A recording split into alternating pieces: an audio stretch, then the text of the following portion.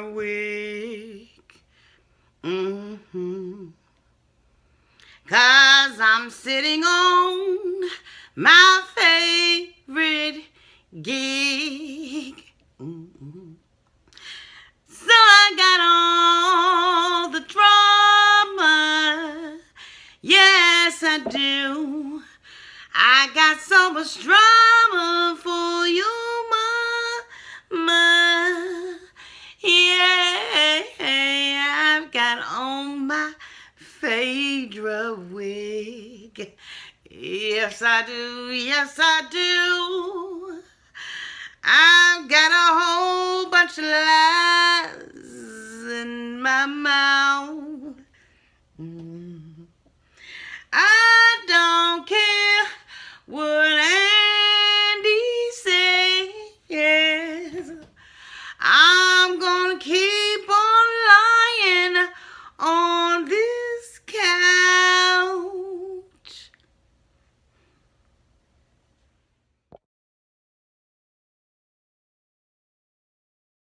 Well, hello, my nieces and my nephews. This is Auntie. As you all can see, I got my Phaedra makeup on and my Phaedra wig, and I'm feeling real Phaedrous. I just feel like I'm just Phaedrous. You know what I'm saying? You know how you just like Phaedra and then it's dangerous, so it just makes it Phaedrous. But anyway, I want to say thank you to all my new subscribers. Thank you all for subscribing to my channel and for all of you all who have been with me for the long haul. Thank you so much, y'all. I'm just feeling so Phaedrous today. You know what I'm saying? Just yeah, yeah, yeah, yeah, yeah, yeah. Isn't that what Phaedra say? So anyway, we're going to go head on and get into this review of the Real Housewives of Atlanta. You know what? I'm not going to go line by line, precept by precept, scene by scene. Y'all know how it is. Y'all know how I be. We're going to do this Auntie's way. But anyway, y'all, I'm hoping that you all like my Phaedra wig. It's really making me feel, have an out-of-body experience and everything, because as all the tea was being spilt and Phaedra felt, the drizzles coming down upon her head, she began to play with that wig all night long. Yes, she was just pulling it and rubbing it and grabbing it. And I'm telling you, this wig is just making me feel all kinds of Phaedrous.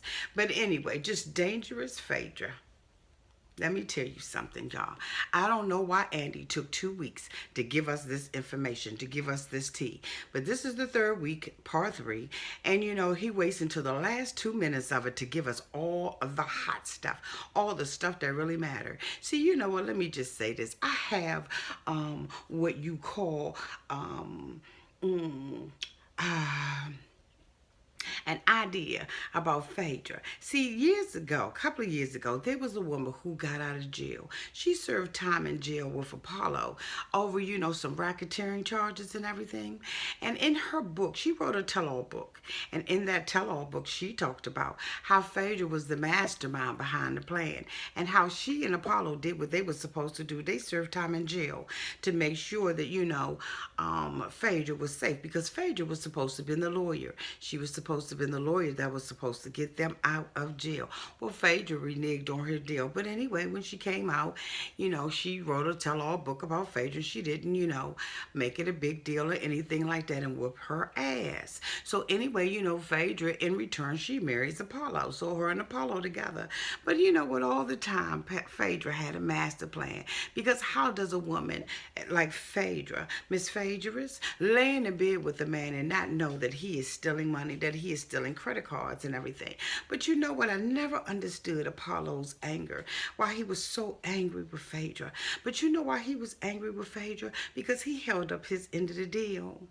See, all of that money that they were making and all of that kind of stuff, when the feds come and get your stuff and, your money is laundered somewhere or it's somewhere where they can't touch it, Phaedra, being a lawyer and everything, she's able to have those connects. And she, I believe, used those connections to hide money. And so that's why they ended up going after their assets, because they weren't able to go after a bank account, because Phaedra, with all of her wisdom, being a lawyer and all, probably, allegedly, could have hid the money. So that's why Apollo, when they were fussing last season and Apollo was like, I built this house, all this is mine. Now I'm starting to see how all of it's connecting together. Phaedrous. So you know what, Phaedra? It appears to me from just putting one and one together and making two that you had a master plan the whole entire time. You had a master plan of marrying him, having two kids, and then getting rid of him. Slowly but surely. And when Candy sat there and said that you had some connections in the city office, I really believe it. Nene came on last night on Watch What Happens Live and said, you know what, Phaedra? Phaedra is the touch. She did that with me, with my sisters. But we caught on to it. See, so, a lot of times when you are that type of vindictive, evil type of Phaedrous type of person, you don't forget. See, they had darts on their backs. Candy had a dart on her back. So did Todd. So it was her ultimate goal to get after her, to get at her. Isn't that something? That you will go to such an extent. See, you probably went after Johnny. I'm not saying you did. I'm saying you probably did. You went after Johnny and you made sure that you exposed Candy for everything you thought she was and everything you could accuse her for. And then you sit there, Phaedra, on the season finale show, and you talk about client attorney privilege. Well, you'd already broken that because you filmed it. So you know what? You got out the lesbian thing. You let Portia stay under the bus, allegedly under let me see, a technicality. See, the question was asked: is Candy a lesbian? And because it was a technicality, the words weren't exactly right. You allow Portia to lay up underneath that bus. Ain't you something? You nasty little lawyer. You nasty Fay. You phony Fay. You fraud, frickin' fraud. Isn't that something? You are so Phaedrous. I looked at this episode and that was the only thing that I can think of. It's just how the trickery that you used in order to get dumb ass Portia on your side. And Portia, let me tell you something. You're not a journalist. Okay? You on a Ricky Smiley show. You do comedy, boo. And that's what you are. You're a damn joke. For you not to be able to see through everything that Phaedra was doing with you. Using you to her... Oh, wait a minute. Got a hair out of place. Using you to her benefit. To benefit herself. To get back. To use you as a ploy. A little decoy. A little man on the chessboard. You got played. You got had. And now guess what? You're broken. Your relationships with Candy and your relationship with Samia and everybody, or Shamia and everybody else is now broken because you fell for Phaedra's trap. See, guess what, Phaedra? I put it all together. You were in on it all the time. You're no better than Apollo. And you made sure that you tried to file for a divorce, but he said, not so. Because you know what? A guy like Apollo that has nothing to lose will turn state witness. And you might be the one behind bars. Todd already said on the episode, the feds are still watching.